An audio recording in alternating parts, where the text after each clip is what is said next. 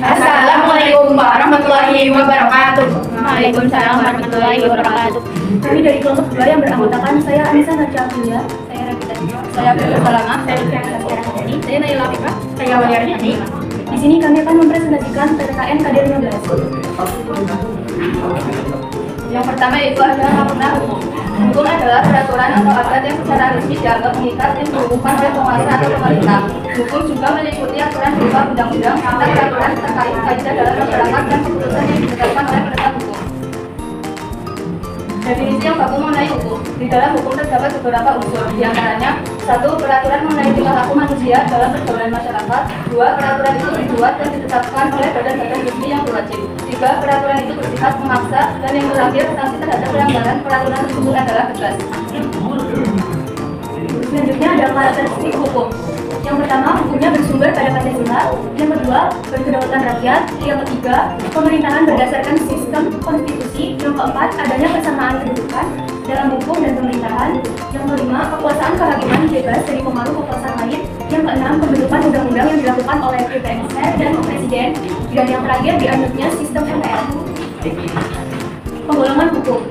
Berdasarkan sumbernya, hukum dibagi menjadi 4, yaitu hukum undang-undang, hukum kebiasaan, hukum traktat, dan hukum jurisprudensi. Selanjutnya berdasarkan tempat berlakunya, yaitu hukum nasional, yang kedua hukum internasional, yang ketiga hukum asing, dan yang keempat hukum gereja. Selanjutnya berdasarkan bentuknya. Yang pertama hukum tertulis. Hukum tertulis yang dikodifikasikan. Hukum tertulis yang tidak dikodifikasikan. Yang kedua hukum tidak tertulis, yaitu hukum yang hidup dan diyakini oleh warga masyarakat. Selanjutnya berdasarkan waktu berlakunya. Yang pertama ius constitutum, hukum positif. Yang kedua ius constituendum, hukum negatif. Berdasarkan cara mempertahankan. Yang pertama hukum material, yang kedua hukum formal. Berdasarkan sifatnya. Yang pertama hukum memaksa, yang kedua hukum mengatur. Berdasarkan wujudnya. Yang pertama hukum objektif, yang kedua hukum subjektif.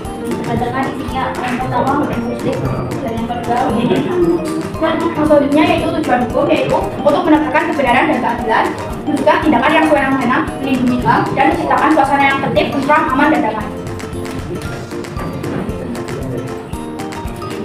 Makna lembaga peradilan. Lembaga ini sering disebut sebagai lembaga peradilan yang merupakan wadah bagi setiap rakyat yang mencari keadilan untuk mendapatkan haknya sesuai dengan ketentuan hukum yang berlaku.